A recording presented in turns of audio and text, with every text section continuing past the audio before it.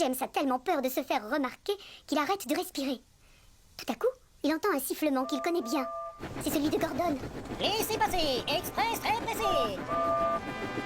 Il double Toby qui, comme à son habitude, roule sans se presser et file à fond les wagons sur la voie express. Les branches du saule pleureur se soulèvent au passage de Gordon. Et qui apparaît? James, tout en rose. Toby est tellement étonné qu'il s'arrête brusquement. Mais qu'est-ce qui t'est arrivé, James? Tu as de la peinture rose partout. James est terriblement vexé. Il a horreur qu'on se moque de lui. Du coup, il démarre en silence et s'en va. Il file vers la gare de la Pierre de Lune. Les enfants m'attendent, il faut que je me dépêche. Pas de chance. Une locomotive arrive dans l'autre sens.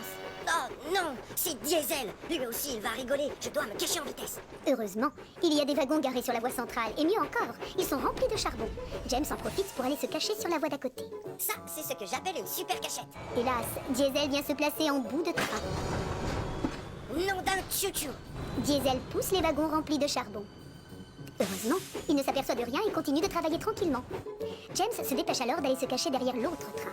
Pas de chance, Diesel revient pour déplacer aussi ces wagons-là. Du coup, James fonce pour aller se cacher derrière les deux derniers wagons. Et bien sûr, Diesel revient pour les bouger eux aussi. Oh non. Diesel n'en croit pas ses yeux. Qu'est-ce qui t'est arrivé, James? Tu as de la peinture rose partout. James est de plus en plus vexé. Que Diesel se moque de lui, c'est plus qu'il ne peut supporter. Du coup, il démarre en silence et s'en va. Il sait qu'il a pris du retard. Il faut absolument qu'il aille chercher les enfants avant 16 heures. Je vais passer par là. C'est un raccourci. Comme ça, je suis sûr d'arriver à l'heure à la Pierre de Lune. Mais quand il sort du tunnel, il entend une locomotive siffler. C'est Gordon. Oh non. Encore un qui va se moquer de cette stupide peinture rose. Vite, je dois me cacher. Aussitôt dit, aussitôt fait. James recule et retourne dans le tunnel. Puis il attend. Gordon, lui, s'arrête juste devant. Il voit de la vapeur sortir du tunnel et ça l'intrigue. Allez, qui est là-dedans? L'Express est très pressé. Sortez de là. Mais James n'a aucune envie de se montrer. Il sait très bien que Gordon va se moquer de lui. Oh, il ne manquait plus que ça. Voilà Thomas et Percy qui arrivent maintenant. Mais qu'est-ce qui se passe? Qui est dans le tunnel? Je n'en sais rien, mais qui que ce soit, qu'il s'en aille. James réfléchit. Il sait que ses amis doivent passer et que les enfants risquent de l'attendre.